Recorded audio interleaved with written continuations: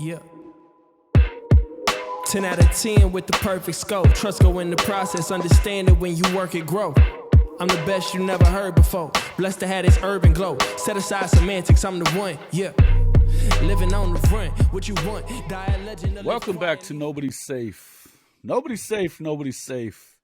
And I'm Jason Watkins, your host, back again with the frenemy, fantasy football guru, NFL analyst, Mr. Bryce Pinson. Thanks for coming back, Bryce. Hey, absolutely. You know what I'm kind of feeling like? You know, there's something in the air. It's like this burnt orange smell. And like, I'm not really an orange lover, but today you got to get some spray or something. That's nasty. I'm kind of feeling like I'm a Texas Longhorn fan now. Just because you hate them, like, frenemy, you know, I enjoy your misery. Team, bro. You got, stick with A&M. My misery, we beat. I enjoy your misery. Well, but that changes. The thing in the air, it's like the Golden Arches or like the arch in St. Louis. No, that's not it. It's Arch Manning. That's what it is. Manning. Yes. We will be talking about Arch Manning tonight. The Texas Longhorns, to my dismay, well, it doesn't matter to me really because it shouldn't always recruit well. But we first off, you know, I just wanted to thank everybody again. I know you guys have already probably seen our video from tonight about the Live Golf Tour. That's actually gotten a lot of traction in the last couple of days. There we go. We really are appreciating the fact that everybody's getting on, taking a look. Hey, we got our first hater. We made it. Real hater. That means we made it. I feel like we made it at this point. I think we're good. Listen, man, I think we might have. not to, you know, you got to knock wood still. But, you know, hey, listen, not everybody's going to enjoy this, and we understand that. But, you know, we appreciate the fact that everybody's taking a look at it. And we enjoy the banter going back and forth. Listen, if you do want us to talk about a certain thing, if there's something that you want to hear our opinions about, feel free to jump in and say so. We definitely will. We're going to be taking that. We've actually also, so get in there, like, subscribe. We need more subscribers. That's the main thing, is if we can get these subscriber numbers up, that's going to help continue to keep us around. But we did start a Patreon page. So anybody who's enjoying it, you know, welcome to get on there. We're going to have some swag up there here in the next few days where you're going to be able to get gear for the shows.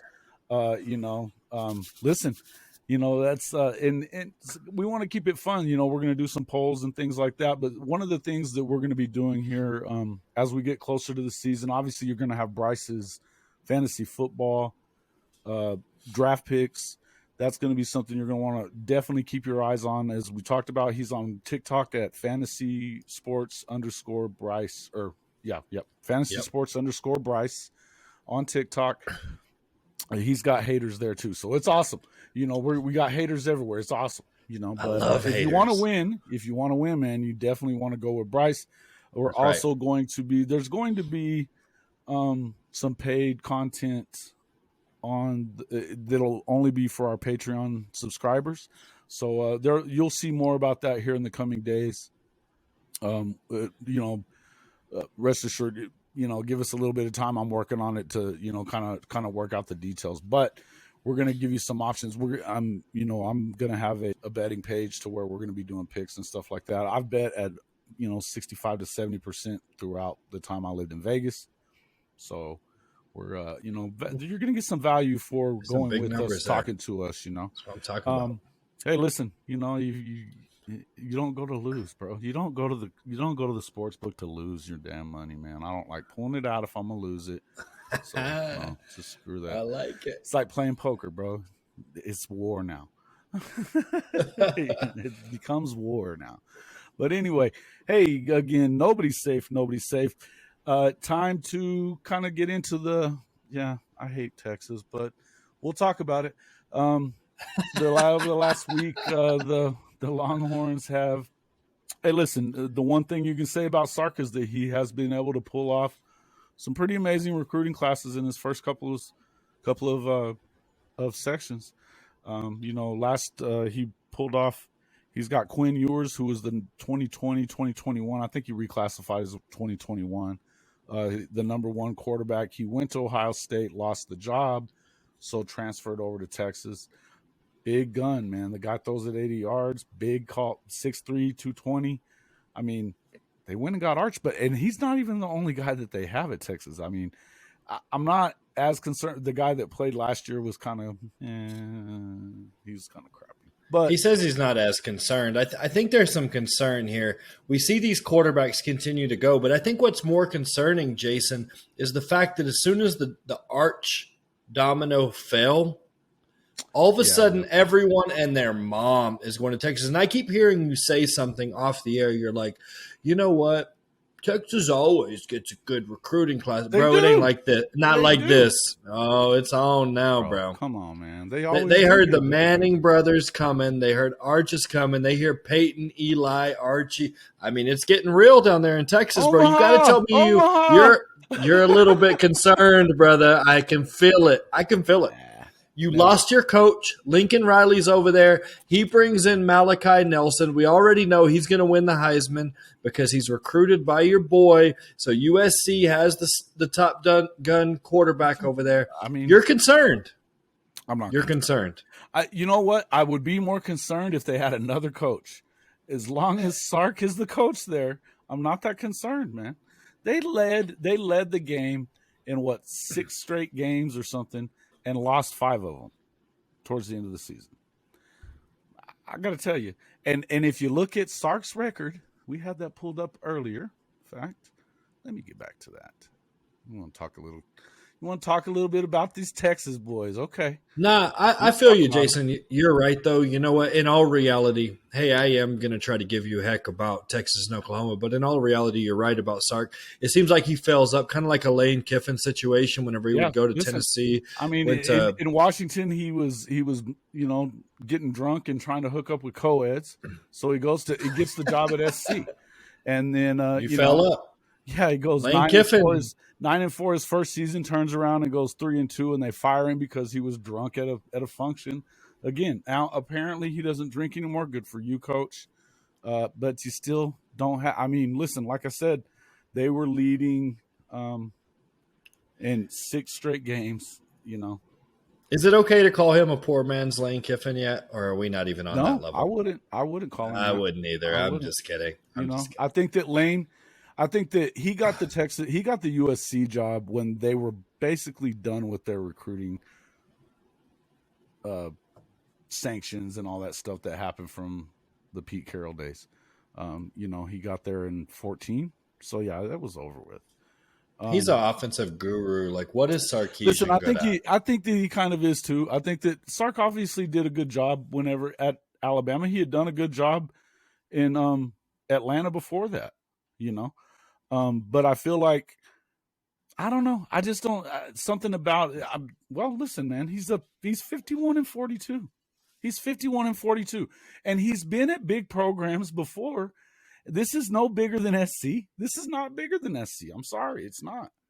SC owns California whenever they have a good coach, and the fact that he was on Pete Carroll's staff with Lane, they should have had all the recruiting cash that he needed to be able to get the players to win.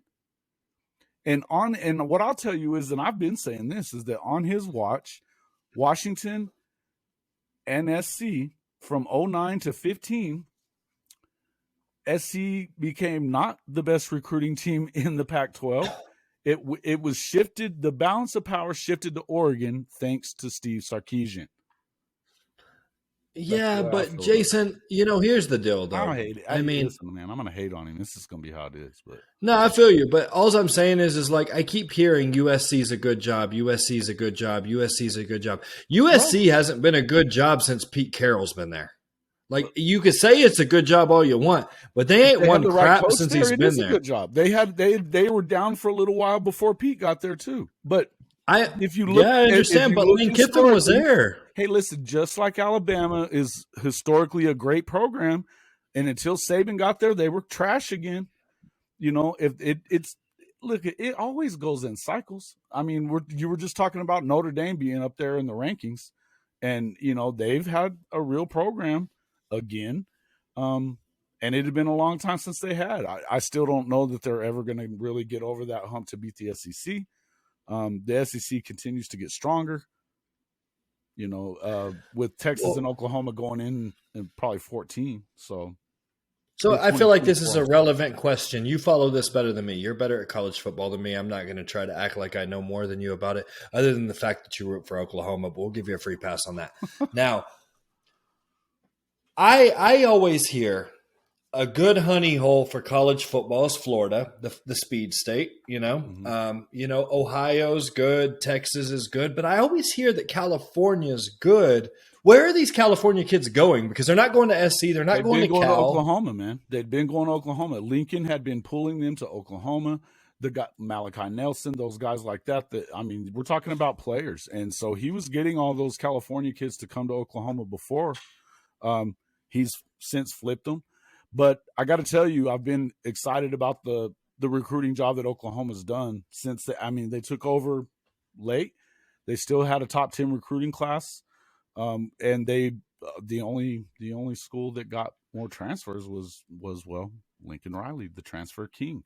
So, it's how good does Lincoln do in his first year? How good does Lincoln do in his first year? That is as bad as they were.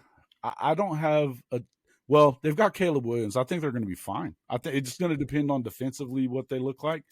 But the fact that Oregon lost their coach, Cristobal is now at the U, Miami.